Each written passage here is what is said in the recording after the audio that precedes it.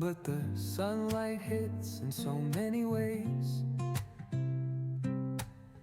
Grab my shades and hit the streets, no plans. अगर आप भी घर का पूरे दिन काम करते करते ऐसे ही आपका टाइम निकल जाता है और सेटिस्फेक्शन नहीं मिलता, तो आज की वीडियो में हम यही जानेंगे कि दूसरे लोगों के पास भी वही 24 घंटे हैं और हमारे पास भी, फिर हम अच्छे से मैनेज कैसे नहीं कर पाते और वो कैसे कर लेते हैं। तो आज की इस वीडियो में एग्जैक्टली यही समझते हैं कि हम क्या गलती करते हैं जिसकी वजह से टाइम होते हुए भी सब कुछ नहीं हो पाता। और आपके साथ एक ऐसा मैं रूटीन शेयर करूंगी जो कि आपकी लाइफ के अकॉर्डिंग एडजस्ट कर सकती हो। तो सबसे पहले बात करते हैं हम उन गलतियों की जो हम रोज करते हैं, जो हमसे मतलब हमारा समय है वो बर्बाद होता है। सबसे पहला पॉइंट है कि कंपेयर करना बंद कीजिए। हर एक इंसान की लाइफ अलग होती है, कोई न्यूक्लियर में, कोई किसी के पास मेड होती है, किसी के पास नहीं। तो रूटीन देखकर खुद को आप गलत मत ठहराइए, गिल्ट फील मत करिए। आप अपनी लाइफ के हिसाब से बेस्ट कर रही है, अब थोड़ा स्मार्टली प्लान करना है। दूसरी गलती हमारी क्या होती है कि घर पे ही हम आराम हो जाएगा, ये सब सोचते हैं।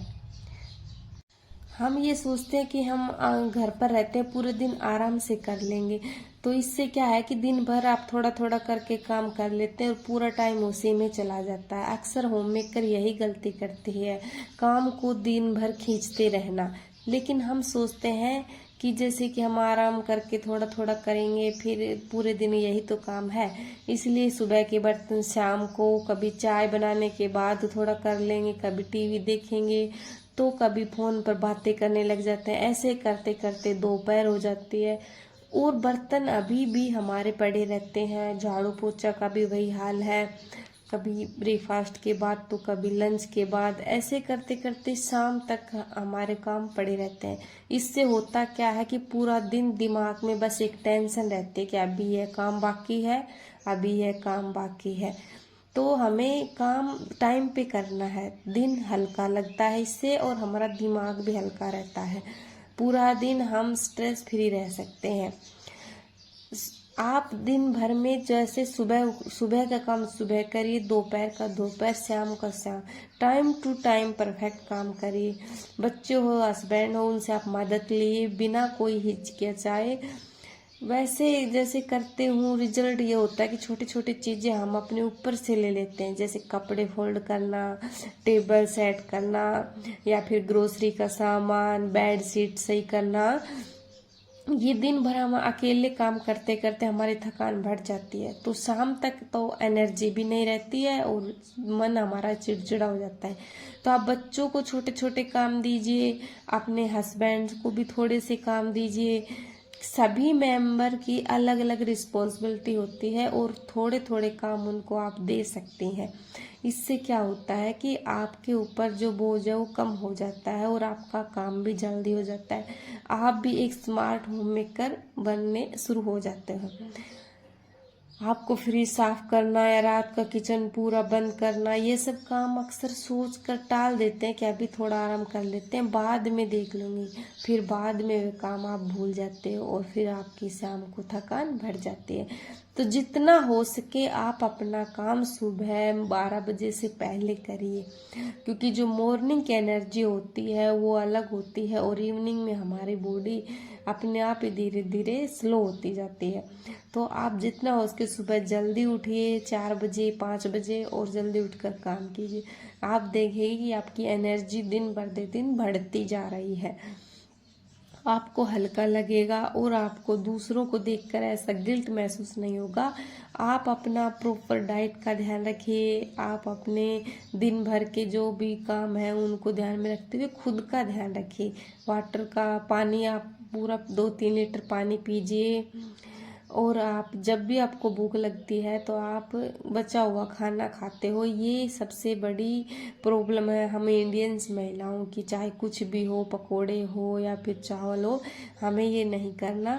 हमें या तो इतना ही बनाना है कि हम टाइम पे खा लें, या फिर हमें कुछ ड्राई फ्रूट वगैरह या फिर सलाद, इसके साथ साथ हमें कुछ फ्रूट वगैरह हमारी डाइट में ये शामिल होना चाहिए। हमें थकान बिल्कुल महसूस नहीं होगी। जब हम टाइम टू टाइम अपना ध्यान रखते हैं तो थकान दूर हो जाती है। हमें ज़्यादा महंगे फ्रूट वगैरह के खाने की ज़रूरत नहीं, बल्कि आप दिन भर में 2 बनाना या 1 अनार आपके लिए बहुत अच्छा है, क्योंकि ये आपका खून बनाता है और कोई बीमारी वगैरह होती है उससे भी लड़ने में हमारी सहायता करता है। तो आप अनार खा सकती है। सबसे ज़रूरी बात है कि आप जब दूसरों की ज़रूरत पूरी करते हो तो आपको अपना ध्यान नहीं रहता है। पति के ऑफिस का लंच बॉक्स हो या फिर कुछ भी मार्केट का काम, सब हम खुद ही करते हैं। तो और बच्चों को तो खाना तक हमें खिलाना पड़ता है, चाहे वो 10 साल के हो या फिर 12 के हो गए हों। आजकल के बच्चे खाना घर का नहीं खाते, बाहर का बल्कि वो खा लेते हैं। तो इससे हमें चिड़चिड़ापन होने लग जाता है और हमें छोटी छोटी बातों पर गुस्सा आता है। तो सच तो यह है कि हम सबको खुश रखने के चक्कर में अपना खुद का सुकून भूल जाते हैं।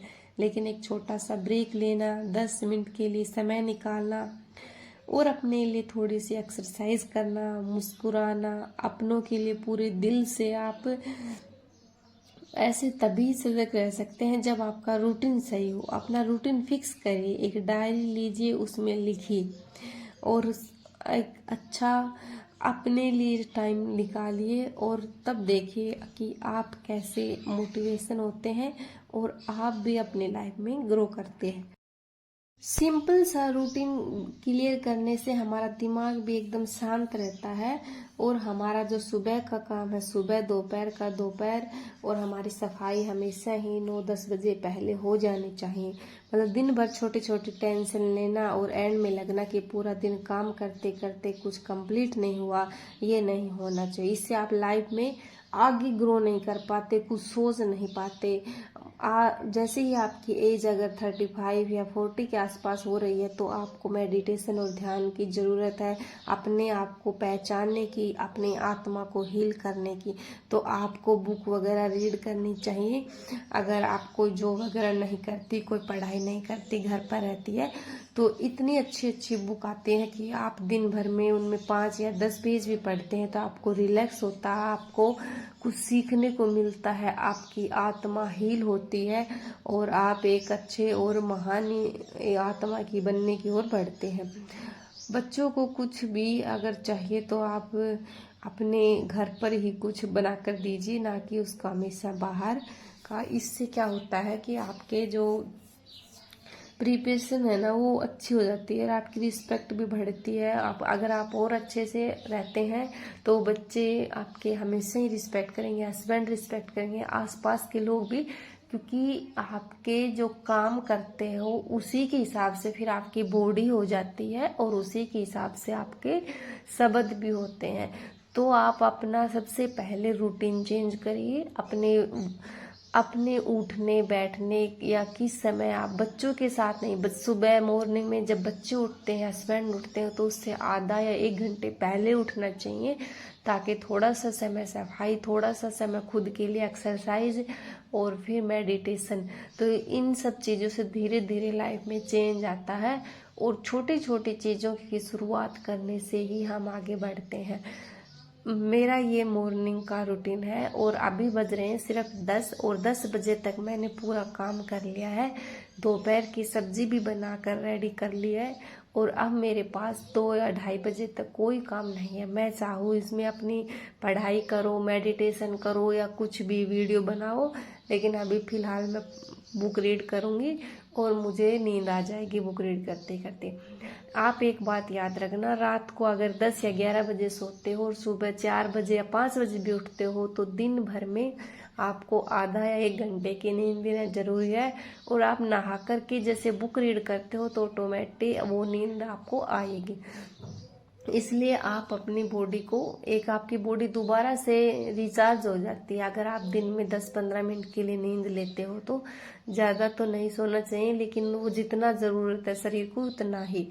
तो अभी 1 घंटे के लिए मैं आराम करूँगी और फिर दोपहर को बच्चे आएंगे तो खाना बनाना और उनका फिर केयर करना। शाम के टाइम में हम टहलेंगे या एक्सरसाइज करेंगे, या फिर इवनिंग में इतना प्रेशर नहीं होता, क्योंकि हम लोग जैसे दोपहर को अच्छे से खाना खाएंगे तो रात को हल्का खाते हैं, तो उसमें किचन में इतना टाइम नहीं देते कि अभी हैवी बनाना है, कुछ हल्का फुल्का बनाएंगे, क्योंकि हमारा शरीर जैसे हम जिस तरह रहते हैं वैसा ही बनता है। तो शुरू से ही हम लोग हमेशा या 3 बजे के आसपास खाना खाते हैं, तो शाम को बिल्कुल हल्का, और इस तरह से हमारे पूरे फैमिली की ही बॉडी इस तरह से है फिट, मतलब किसी के भी ऐसा वजन नहीं बढ़ रखा, क्योंकि हम रात को कभी भी हैवी खाना नहीं खाते।